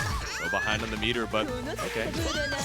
Hold out the block a little bit more. Waiting for the 100. Shield takes a 10. So not only did you get grid broken, you're pretty far away from any reversal opportunity here. So I think you're just letting this round go. You're up a game, up a round here. You're just waiting for any meter to come back for round number 3. Oh, definitely. It's interesting to me that the rounds that Lucca has won have been perfect. But, you know, if UntoldMelody gets a hit, it seems like UntoldMelody wins the round. I don't know. I have no other data to tell me otherwise right now. But This is an excellent start once again for UntoldMelody. Oh my gosh, this counter. Fantastic sound design. It's making me cringe in my seat. I know, it's painful, as is the low option off of the Roomba. So much meter behind it. The refund off of the Vorpal trade and the dive kick pickup there. 2-0 for UntoldMelody. Lucca could not swap up the story, but had a valiant effort here, making it to loser's quarters. So great work on the appreciate. All right, let's see game number 1. I was really just about to say the same thing. I was like, we've got 19 goes left. And then you're like, what if I smoothly transitioned into talking about the match? It was beautiful. Excellently done. But yeah, we're getting into it now. The Orie into Tanasinn's Waldstein. So Defiant, as we know, playing multiple different characters, but recently, due to some tier lists that came out from Japan, has been on this Orie, showing off what she can do. Thank you for the code redemption. Okay, CS back up, tries to see if Defi mashes anything out, but Defi back up into the SBD, but rising button finds the escape here for Defi. Ooh, this is an interesting little mix. The chain shift comes in and then just throws once again. This is such an interestingly paced match. Orie, you know, she's not the fastest character as far as like combos and things like that in the cast, but the pacing is really interesting here. Defiant playing at a much slower tempo than I'm used to seeing him play at, and it's working really well.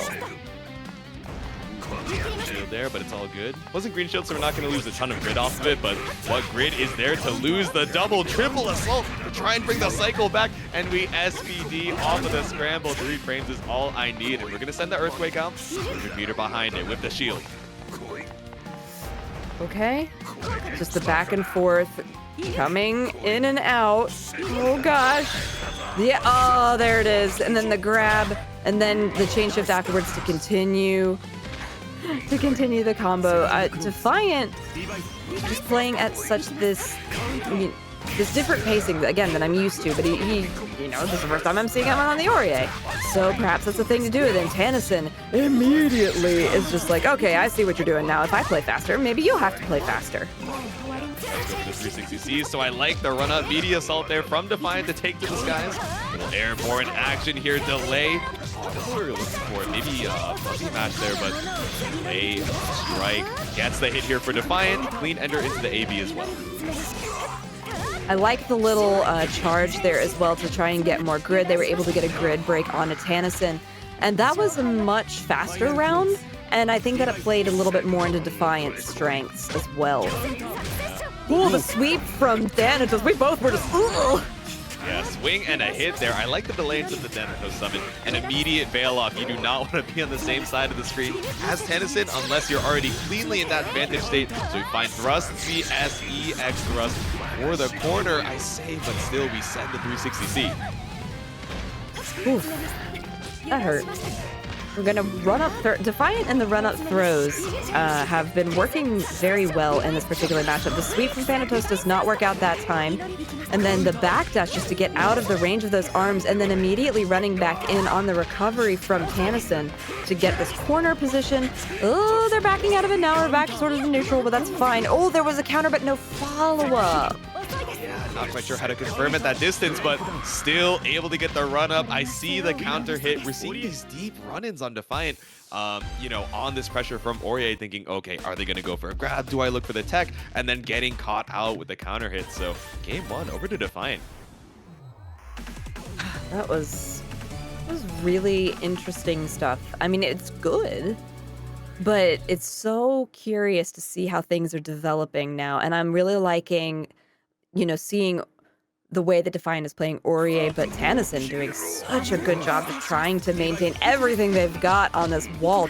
And they both just run in, and a throw coming out from Tanasinn with a grid break too, a very, very strong opener. They're going to be able to win this first cycle. Yeah, we have the throw into the Thanatos summon. Quick, safe meaty there over in the corner. Not that we had any meter to worry about for Tanasinn, right? But let's run in. Yeah, okay. Going back and forth, the throws, you know, paying off dividends for Defiant.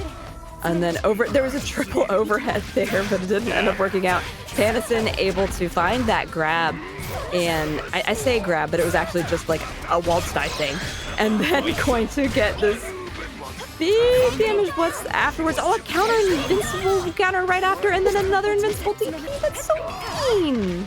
Yeah, the suplex was not enough. Broke her back, but still Defiant has 1 HP and a dream left. And Tanasinn also in this one-touch territory, right? Able to seal out the CS. So thrust CS, yep, immediately looking for it. But still, the Thanatos summoned right afterwards. Not nearly enough to kill, but the throw is.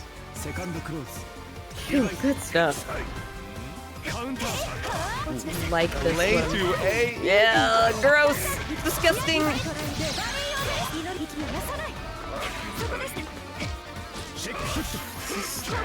I feel like I'm on the edge of my seat every time I'm watching this. But right now, Defiant playing very cleanly. Isn't going to be able to do anything about that. But then the CS afterwards, throw, and then the follow-up coming out from Tanasinn, and then the veil off as well. Oh, and a grid break. This is a big, big thing for Tanasinn. Yeah, we're able to seal the cycle off the grid break, but I like the routing into the VO because we were, close on the grid, but still behind a couple blocks, right? So looking for the extra grid generation there and looking for the counter VO on Defiant's side as well. Able to disjoint right past it, bait out the defensive reversal, and with CS behind it, it's still not enough. No, and then with that forward tech, Defiant was able to get out of the corner. Tanasinn does manage to drop an elbow onto Orie's head and was able to take it, but that could have easily been turned around by Defiant. Defiant's still 1 game away from moving on into the grand finals, but it is looking sketch McGee right now. Yeah, spooky. AB for clean ender here. Lots of meter on the board here and lots of health as well, so don't need to take a lot of risks. That being said, we are still going to 360 CU back into the corner. The CS behind it as well. You have a lot of meter stocked up. All right, the veil off. I didn't actually think the veil off would be close enough to work, but it was. Yeah. And then you're going to get the CS and the throw afterwards from Tanasinn. And that VO is gone. I liked it, but it's gone, as are you. See ya. Heat Knuckle IW for the body slam from heaven to earth, and from 0-1 to 1-1 Tanasinn ties it up. But as a reminder there for the chat, especially if you're new to Uni rules in the tournament, our finals are going to be that 1st to 3, right? So both of these players still need a couple more games before they punch their ticket into grand finals winner's side. But honestly, Jadelyn, if we made it over to the game 5 with how back and forth it's been, I would not be surprised one bit. No, and thank you for that correction. This has gone so quickly that I forgot we were in winner's finals. I was like, yeah, it's 1st to 3. Yeah. Nope, surely not. Or 1st to 2, excuse me. It is 1st to 3. Time has flown by, Time has flown by. This has gone insanely fast. And not because we've had a bunch of O2s. It's because the games themselves have gone really, really quickly. And even the ones that have gone down to the wire seem like they've been fast. As fast as Defiant is able to turn around this neutral into a corner pressure situation with a giant combo and a charge and a throw. Throwing so many different times. But you know what? If it works, it works. I dare you to do it a 3rd time. Nah. 200 meter available for Tanasinn, but still really behind on the health lead. Able to check the throw there. Checks you with the CS thrust, but nothing found. Tanasinn playing patient once again. Oh, the Divine Thrust not going to be able to find anything from Defiant, but Defiant is doing really well, honestly. The VO did come out, is going to get slapped. Might have to be concerned about what the positioning is afterwards. Gonna go side to side. Stuck in the corner. The VO is now gone. Yeah, chain shift. Oh, I like the idea, but unfortunately you got caught, and Tanasinn might run away with this one. Body slash CS, not only to aerosol, but also to catch you out on the other side. And it kills off of the reset too. Okay, good awareness of how Defi is trying to look for these anti-airs. We saw the, pentuple divine thrust to try and play that spacing game, right, but still not enough when you had all the time in the world to build up grid, to build up that CS for the kill confirmed. But swing and a miss there from Thanatos, run up for the counter hit throw. There's another run-up throw. And then the Thanatos once again. Oh, did you see Tanasinn went in to counter a throw that wasn't there? That was really interesting. That's mind games. I like it. That time there was a throw behind it, and the tech was there. But I like this little mind game that Defiant is doing. Now, you see, now Tanasinn's like, I don't know if you're going to do it or if you're not going to do it. Now we're just keeping you locked down, looking for the step dashes. It's so scary, right? Because every time that Defiant has run up before, it's been that delay button that's catching out the attempt at a mash option from Tanasinn. So maybe thinking, all right, I don't know the fastest normals in the world. I'm getting counter hit. Maybe let me look for something a little bit faster here. But now we're baiting out the Stantex and Defiant, just moving between these defensive layers so cleanly. On the Orie, I say, as you get scooped up. Oh. 3 scoops, absolutely delicious. It's nearly summer. Ice cream is in season. Ice cream's always in season, but let's be real. There is a great combo from Tanasinn, but Defiant with a kick of the high heels, putting Tanasinn back on the other side. But Tanasinn just refuses to give up. I feel like Tanasinn's character is Waldstein's character. He refused to give up, and now Tanasinn up 2 in this first to 3. Yeah, it's like you mentioned earlier, right? Where it's like, oh, okay, there's the player, there's the character, and then there's the player piloting the character. I feel like, you know, he's got the 200% sync rate with Waldstein, just able to maneuver so quickly where you think, oh, Waldstein, the big body, the grappler, surely he's got slow mobility. And yes, of course, we're seeing that in this set as well, but maneuvering so well around how Defiant is trying to hold down this neutral, which, you know, sometimes is sending out Thanatos, sometimes is sending Divine Thrust 5 times in a row, and is sometimes getting the grid break assault jump in here to catch out that crouch shield from Tanasinn. Thank you all once again for redeeming these Mascherino codes. I believe we're down to 12 now, so very much appreciated. Might be 11 with that most recent one claimed. But another Divine Thrust. Oh, Tanasinn's getting the idea now, but the Veil off coming in. There was a creeping edge that came out from Tanasinn, and then Defiant was able to use the Thanatos to close the gap. Tanasinn said, get in the corner. I'm going to go and hit you here. But another Defiant Thrust and another challenge with a throw, the reversal and the chain shift right afterwards from Tanasinn. Yeah, that was an unfortunate drop in the flurry of blows there from Defiant, right? But, you know, random selects so much in UNI2. Dropping a combo here and there is to be expected, bouncing between so many characters of the cast. But Tanasinn, the Waldstein main, not going to let you get away with it. Clapped up in the corner, air tech back out to the mid-screen, 200 meter. But we want to save as much of it as we can for this potential final round. Oh, this is so intense. I'm really loving the way that I'm seeing the adjustments here, but in any case, by God, Tanasinn is starting this round incredibly strong. You can really feel it, but Defiant blocking and blocking and blocking. I'm surprised that we haven't seen a grab out of Tanasinn. As soon as I say it, there it is, finally getting a grab, because there was such expert blocking on the side of Defiant. And then the Veil off in response to that spending of meter from Tanasinn. Yeah, no way we went for air grab, landed the 360C. Defiant still able to stay alive with the VO, sends out the missile, but all your meter gone, and for what? You got a little bit of space out of the corner, you have a block string, able to catch out with the counter hit with Thanatos, but still lots of health to work through on Tanasinn here when he only needs a couple more grabs to seal out winners finals.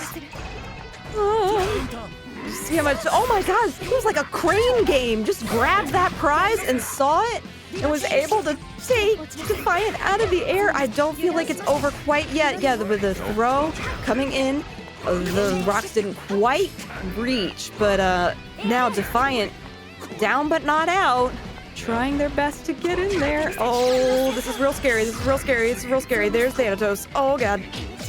Send the intercontinental Thanatos missile, but it's not enough. The missiles couldn't stop the absolute war machine time and leveraging the meter to keep you at bay. So, losers semis are final, first of 2 of the evening to try and see who meets Defi down in losers finals. Right. Oh my goodness. This is... Yeah, so I was just making sure that these two haven't fought each other, and they have not yet. So, no, they have not, according to what I see here. So, and then not today. That doesn't mean they haven't ever. But UntoldMelody is taking... They did a great job of taking a little bit of the damage off, or a little bit of life off of the Linne. But now KaiAi doing what KaiAi does best on this Linne and just closing the distance and immediately trying to get as much damage as physically possible. Yeah, I like the use of the, spaced out whip dive kick right in front of UntoldMelody's face to try and bait out either a shield or an attempt to counterpoke that you could whip punish, but Melody just one step ahead, able to get the jump back dive kick, and we swapped up the sides and really just made it such a scramble over here in the corner. We set out EX Move, we set out the Roomba, sharks in the water, but still the throw clears it right off the screen. It's such a great choice for KaiAi to make. Was able to do the throw and then did a little tack roll through and was able to close out that game. This is going to be our last first two, by the way, in case, just as a reminder, not in case, but as a reminder to chat. Action just goes by so fast, it's hard to tell where we are in the bracket, but I know where we are on the screen. Caught up in the corner here, EX Kuga into Humbreaker. Whip for, we'll call it a frame kill here. Lots of green shields coming out from Melody to try and seal out this cycle, but CS still caught out by the C Mujin. Oh my goodness. Okay, UntoldMelody does use the veil off there to try and just, reestablish pressure, and was able to get the spacing that they really wanted to, which is good to see. Oh, blocks the overhead, does KaiAi, and then the Roomba came out. KaiAi is blocking for their life, and they're doing a really good job of it right now. Oh, almost ran through that particular projectile, but didn't get the opportunity to. Oh, does get hit there, and the hard knockdown. Oh, that was just really sad. Linne was just like, my face plant. Using that 3D to close the distance, but not getting to find anything. But golly, that sword hitbox is so much longer than it looks like. Yeah, she's got the blade. She's got it holstered at all times, and then all of a sudden you're like, oh, this C normal is quite long, and so is the full charge Kuga, right? Hold on, ICB Kuga into the B he and catches you out of the skies here for game number 1. Okay, KaiAi. I like it. I like what I'm seeing. I like the decision making. It's really fun. I feel like from the TNSs that I have been here for, this has been the most diverse character-wise. Yeah. And, yes, Uni has been around for a while, but UNI2 itself has only been out since January. And it is, a different game with different mechanics, and things have changed. So it's really neat to sort of see how things are playing out, and I'm looking forward to seeing how that continues to develop, especially with our massive bracket that we have for Combo Breaker, over 600, nearly 700 players, which is awesome. But right now, what's awesome is that KaiAi is continuing to maintain the pressure. That backdash was icky. I like it. Nutty, young, crazy backdasher. Yeah, the B Kuga, you thought you were going to start up that pressure off of the minus frames. Lost the backdash to look for that whip punish clean. And now Melody, ooh, no, you had the CS, but they're unblockable. The C he end brings you right back down to earth, and that's the, no, it's a good thing I didn't get the saying that was the kill for KaiAi. It was the scramble, a reset situation, but another round on the board, and now it's set point immediately into the veil. It was an interesting choice to immediately VO. I understand why, because KaiAi has been so aggressive and you want to be like, no, let me at least get my neutral established, my god. But no, you don't have that opportunity, sorry. Oh, that was such an opportune time for KaiAi to punish, and it just didn't end up working out. It looked like just a little bit of like, oh, wait, I have a chance? Cool. Yeah. But right there, that time when UntoldMelody was using that particular move, was able to capitalize really well. And this is just KaiAi ripping Hilda apart. Yeah, and this is so scary, right? You're up against the corner, against Linne, amazing strike throw pressure, doesn't have great high-low mix, but you have all the meter in the world to back up an infinite block string. Unlimited blade works. This is the grappler, this is blah. But, everybody has such flavor, and I think that's really cool, and it's something that Uni has that some games really don't. But right now, we're getting into our losers finals. We are 3 out of 5 for the rest of our time here at TNS, and Defiant into KaiAi. Yeah, let's see it here for the losers finals. Strong round start here, aggressive round start for sure from KaiAi. I see that title, Serial Dice Roller, right? And it makes sense. Round start, set start, assault, Defiant that overhead, but Defiant simply stabilizing the pace here. Little drop here off of the Divine Thrust, but the green shield stuck up against the corner. You roll out of pressure and you get the side swap hit too. So as a reminder, Defiant was the one who sent KaiAi to losers. And Defiant won that set 2-0 on these same characters.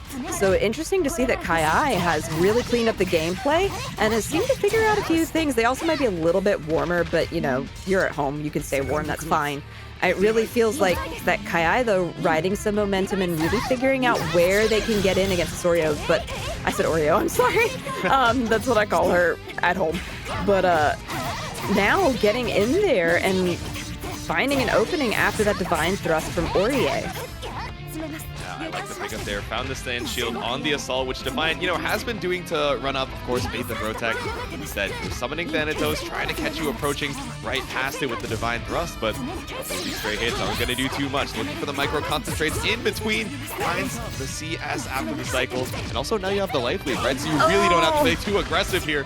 KaiAi not going to find anything off of that BDP, but no kill from Defiant. Yeah, I was really concerned on that whiff DP from KaiAi. I was like, because you know when you've whiffed it, you just have to wait for that whole animation and regret your entire life decisions. Oh, yeah. But, yeah, Defiant Thrust, not finding anything that time. KaiAi really trying to close this one out quickly and efficiently with this nice combo. It's for me, what is that? Yeah, almost 5K, 40 short. Yeah, that's plenty. And no time for Defiant to recover as they go in for those low 2As. Yeah, I like the delay on the meaty there as well. Maybe catching out a delay up back from Defiant, so getting a little bit of damage there in the corner for it. Confirm, but all good. 150 meter to your name, but Defiant still has 200 to try and swing this life lead back with an IW. Ooh, okay, we do get the throw. That's actually something, now that I see it, we haven't seen a lot of these throws from Defiant this time, something that has warranted them a lot of damage potential in the past. But KaiAi, with this combo, should be able to finish it out, yeah, especially because they have a 200 EXS, so they are going to get that breakdown and put one on the board. Yep, take the first game with the Linne spin, a little IW action there to seal it out. It was scary, right? Because Defi was kind of a ticking time bomb with that 200 meter in the bank, but against someone as aggressive as KaiAi, right? You know, just keeping that pressure on to make it so that, oh, okay, yes, I can send the thrust as this disjoint. I have a lot of good A and B normals to try and play this mid-range, but I know that you're comfortable, you know, going for assault into air stall to look for these whiffs and make it so that, yes, I have great normals, but you're still on point to bait out these whiff punishes. Ooh, that backdash. You know, I know that backdashes are a thing that you can really manipulate to your advantage, but KaiAi is doing such a great job backdashing exactly out of the range of Defiant, and then is able to get right back in. Again, you know, it's a Linne thing on some level, but it's also a KaiAi thing. Yep, fishing with those Kugas and then getting rid of the Thanatos and then an immediate counter. My God, KaiAi, you got places to be? Is it grand finals? Ooh, we got places to be, and it's out of the corner for Defiant. The flip, empty jump, tries to bait out or look for a stand shield maybe.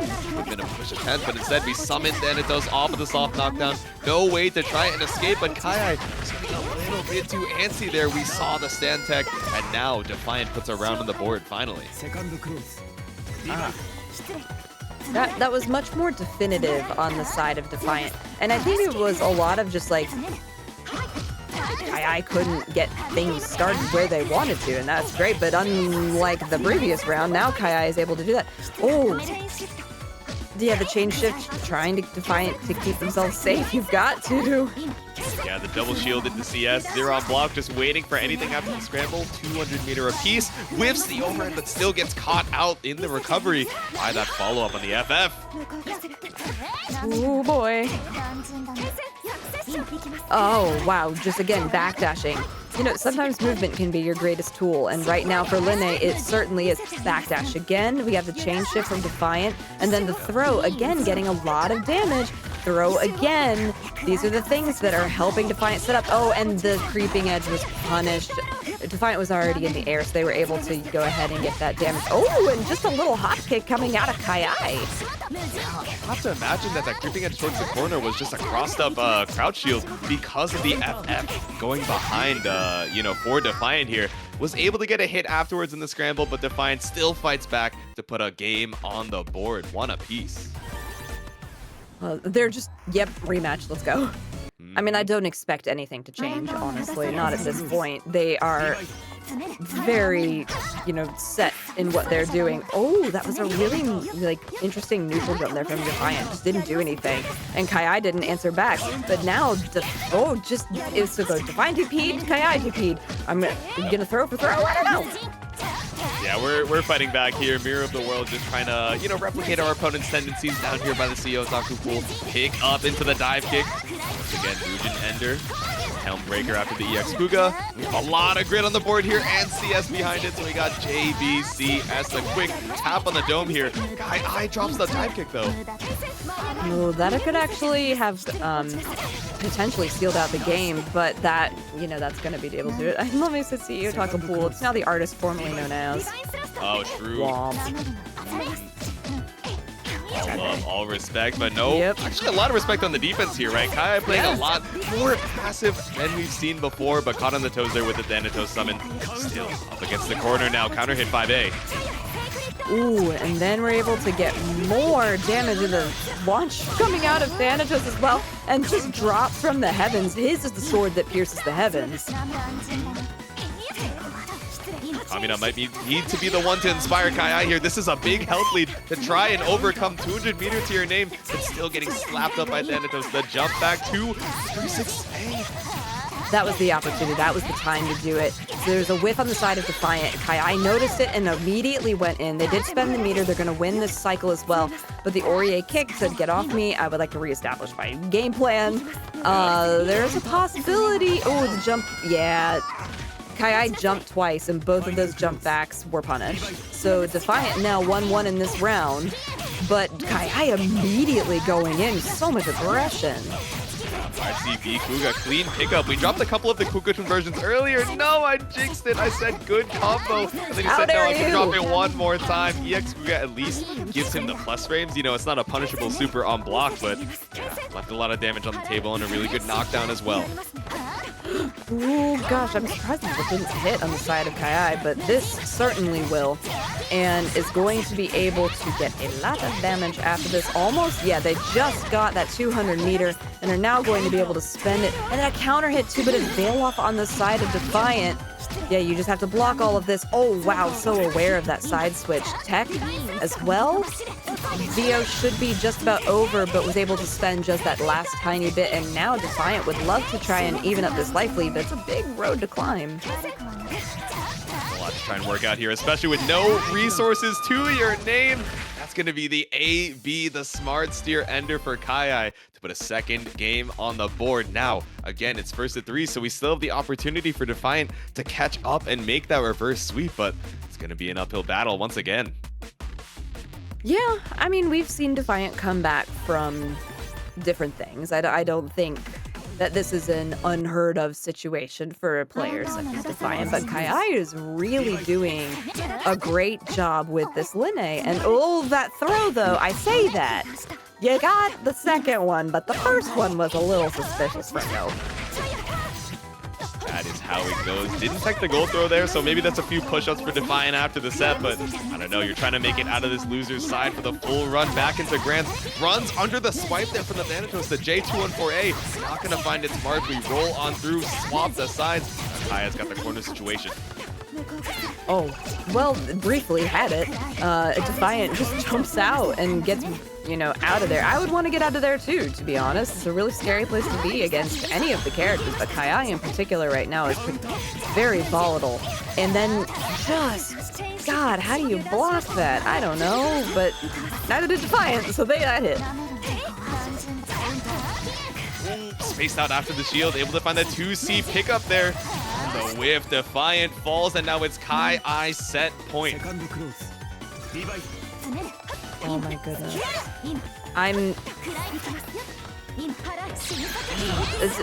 As much as what was going on in that round start, nothing was hitting it. It's all very hesitant. They're waiting to see who really gets the first big hit, and it's Defiant at this point who gets finally a thrust that works really nicely for them. The Thanatos helping a lot, but Linne on the other side all of a sudden using that incredible movement that she has and is now put Defiant into the corner.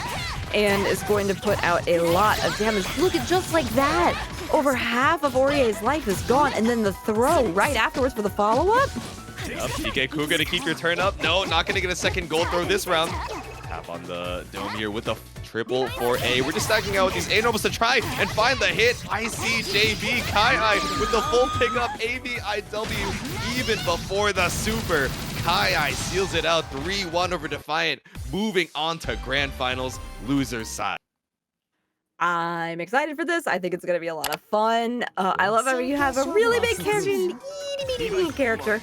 But yeah, this is a lore matchup, and so we're going to see how this plays out. Does it play out like the story, or do we write a new ending? Let's see, it's Tall versus Tiny, and like you mentioned, in between these games, right, immediately seeing that whiff throw. Sometimes, if you have a super high mobility character, you can be a little too antsy on trying to go for these close range options, because you just assume, oh, you know, I tap the dash, I'll be in range either way, but speaking of in range for the air-to-air, but not quite able to find a full pickup. Oh my god, the body slam is just going to do so much and close the distance so incredibly quickly, and just grabbed out of the air like a fly. This is pest control, and there are no longer any pests in this corner of the building. But just like that, oh my god, did you see the cross, hit, cross, hit, cross, unbelievable stuff. But KaiAi still has quite the road to climb here. We're gonna see a grab afterwards. No, we get a creeping edge coming out of Tanasinn to get in the corner, and then we get the grab, and then we get another grab from the grappler, and throws Linne straight out. You did all that. You did the Unil style infinites from Linne just for it to not be funny enough to get out the damage from one hit from Tanasinn, right? 2700 versus 3k CS after the 3D to assess the situation. Now we spend 100 for Kuga. Hits on the other side, but a couple more hits here. Counter hit 2A. Oh, with the EX, I actually think it's enough. Yep, definitely will be. And shout outs to TNS's own Zero for going ahead and claiming that last code for us. So all codes have been claimed. Thank you very much. We appreciate that. Ooh, caught out with the Earthquake. We were talking about this a little while ago, right? Where the Rock, you know, they gave the Grappler not only a projectile, but kind of this anti-zoning tool in the same input as well. Lots of projectile durability, able to catch out the Kuga that KaiAi has otherwise been so comfortable just sending out here at the full screen and getting full punished for it. Almost 4K on the bank here with the triple slam. Holy moly, that's so much, and it's really scary. But then a counter hit coming out from KaiAi, making sure that Tanasinn doesn't take this for free. But it certainly is very much in Tanassinn's favor at the moment. So we are 1-1 in rounds. Of course, per usual, KaiAi's the loser's side would have to send Tanasinn to losers, win 6, the whole 9. You know how that goes. But KaiAi might have the stamina to be able to do it if Tanasinn lets them. You know, even though this looks like a lot of damage coming out from Linne, Tanasinn does have so much health on this wall and can easily make this back in spades if KaiAi isn't careful. Kind of like that, getting hit. Yeah, not super careful, right? Caught out of the backdash. I like the delay on the aerial from Tanasinn, but caught out here with the FF. That spot dodge. No CS behind it for a full confirm or a lot of corner carry, but okay, got to 360C. Nothing found off the grab. No, not yet. Ooh, big throw here, though. Oh, the way she choked when she hit the ground. That was awful. Why would you do that? And then now, though, Tanasinn gets a grid break. This is actually pretty big. The veil off, though. An interesting idea for the counter. There was that throw again. If Tanasinn starts punishing those, KaiAi is not long for the world. Ooh, there we go. I love the air stall with the charge B Kuga. They're in the air. You got the spot dodge. So it didn't work with the follow-up, so you just did it again. Send it from the full screen there. Oh, and sent the B Hien only to get scooped up into it. Full kill confirmed. 200 meter, 42 rating in from Defi. You're just in time to see the kill for Tanasinn. Game number 1. Thank you so much, Defiant, for bringing in your community into our community. We appreciate you and everything that you do and all of your support for TNS. So thank you so much. Yeah, they're good. All right. Yeah, KaiAi was definitely able to, you know, leverage a lot of that mobility, air stalling to make it super tricky for, oh, where does Tanasinn have to control the screen, right? Is it in the air? Is it the ground? Is it just above the ground here? 3 different angles of approach, but KaiAi not deterred by that first game and immediately gonna run back in. Oh my goodness gracious. Great golly, this is so much damage. Yeah, the slam again, this is such a good entry point for Tanasinn and is able to get a ton of damage off of it. There was a brief little CS in there as well. The veil off though, and the run under from KaiAi just trying to create that visual confusion, but Tanasinn cannot be confused. He is old as time. He's got you. And the backdash not being caught, not that Tanasinn can do a ton with that, but the CS after the whiff body slam is going to get so much damage for Tanasinn. The punch into the wall too, you're dead. Yeah, Tanasinn keeping up the momentum from that last game. Hard to try and escape. Even if you're able to get a triple clap, we are sending sonic waves throughout the solar system. But yeah, KaiAi really getting a lot off of these aggressive starts. But as far as holding down the pressure, right, when you have such a fast SPD to try and worry about, 360C as a reversal as well, you know, just not guessing right on every single defensive, you know, option from Tanasinn. Which can't be right every single time, but Tanasinn handily able to escape as well. Oh, I'm not really sure what Tanasinn was going for there, but unfortunately for them, KaiAi is going to get a big punish off of it with this really long combo that they're going to be able to end with the EX, and then just immediately turns around, and Tanasinn is going to do the spin, triple win, and then CS to continue the combo afterwards. This is just like such expert gameplay and just a showcase of what these two characters can do, especially by using the uni mechanics themselves, the chain shifts that we keep calling out, the creeping edges, and then using the grid and the veil offs. They're just using everything at their disposal. Tanassinn's not dead, which is really scary for KaiAi, but KaiAi could just like sneeze and kill Tanasinn like that. You left him alive with the sliver, but the FF, the spot dodge follow-up, is going to do the job here. With the JC, just the SPDU on the way back down. It's a counter hit, maybe just a little too late with the 5A match. Oh, that neutral jump did not let Tanasinn get the wall slam, and because of that and because of the quick recovery on KaiAi, they were able to get a punish. And now a counter coming out from KaiAi. Go pick up the Muujin once again. 200 meter. I wonder if we cash out. Yep, to stabilize the grid situation. So much damage off of the fixed IW. 2 blocks of grid as well. But we're going for the full charge and then cancel it into the shield. No, but tried to be a little too active on the defense there and caught out of the FF that's tripped up Tanasinn so many times. Yes, that's a really good call out, Jitsu, and I hope that other people are noticing that as well. But now KaiAi, ooh, did get a catch on the air tech that came out of Tanasinn. Tanasinn just walking backwards, trying to get a little throw in there, get the hard knockdown, and then the rocks coming out. Ooh, good blocking on the side of Tanasinn, but the invincible counter. Such a fast start up for KaiAi, and now they are 1-1. Ran up with the 6FF. Didn't get checked with the Helm Breaker there, but off of that slightly minus RPS scramble, sending the FF, especially when you know that, you know, you're in lethal range, all you need is that one hit. Might as well try and, as it says in its title, go for the dice roll, go for the kill, and tie it up. But game number 3, Tanasinn now taking to the aggressive. Yeah, I mean, Tanasinn, I feel like, kind of has to be more aggressive because the passive route and waiting for Linne to come to him has not really worked out well in his favor, because once Linne got to him, he died. Indeed. Yeah, and we have the CS to extend the combo if we so wish, but maybe waiting until a neutral situation to look for extra meter. Yeah, we avoided the spot dodge, but still had more than enough time to recover after the full jump into assault. Tanasinn up against the wall, still has CS available to try and escape though. Oh my god, just invincible reversal slash. Yeah, just do it. I mean, at that point, you might as well. But, oh, the round start clap into the ground rocks and then a charge. Interesting ideas from Tanasinn. I like getting to see these like little micro charges as well.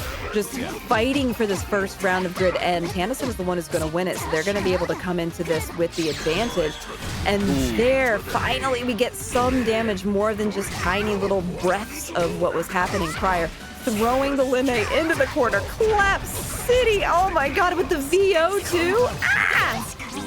Yeah, great reaction on the Kuga dash, right? We haven't been seeing a ton of it every single time from the Kugas on the KaiAi, but we've been seeing it a lot, right? Especially trying to RPS and take your turn off of it as well. So going for that reversal just to stop him in his tracks, stop that momentum a little bit. We're back out to the mid screen. Not a lot of meter to our name, I say, as we get it right back with the CS, but holding on strong a little bit. Playing a little bit slower now. They're waiting for that grid to come back up, but play to the shield. Gets grid broken for your troubles. Oh, the way that KaiAi is moving was so good, but the backdash finally caught the thing that I was lauding in previous matches that was getting them so much advantage. Did not end up working out. The side switch, and there, finally, that was the thing that I was worried about for KaiAi. Went in for the throw, didn't end up working out, and was severely punished for it to the point of where they almost lost the game. They've got 1 HP in a dream, and now it's gone. But I would be, if I was KaiAi, much more careful, I think is the right word, about when they're using that grab, because it was punished to great detriment. I liked the idea on the routing there. Try and close it out with the AB. The only things I think you can cancel into are IW and CS. Had Vorpal available, but so scaled towards the end of the combo, but still able to seal it out. And now, Jalen, we're one potential game away from Tanasinn sealing it back out. KaiAi was able to take that first one, but ever since then, the momentum has been so in favor of Tanasinn. It really has, but I can still see that, you know, KaiAi's got a lot of fight in the little Linne. We've seen 3 grabs so far, and it's just been blocking. Now Tanasinn was able to stop that, finally. Because that was a lot, and a grid break. Huge stuff coming out from Tanasinn here. What a change in the momentum. My God, in just a couple of hits, KaiAi is now at less health than Wald. That is really impressive stuff coming out from Tanasinn, but we're still seeing the little engine that could, and Linne trying their very best. Trying to be crazy, trying to zoom your way on in, delay, just wait for the throw, and finally catches out with a counter hit on the wake up here. Tanasinn, 100 meter to his name, CS still available.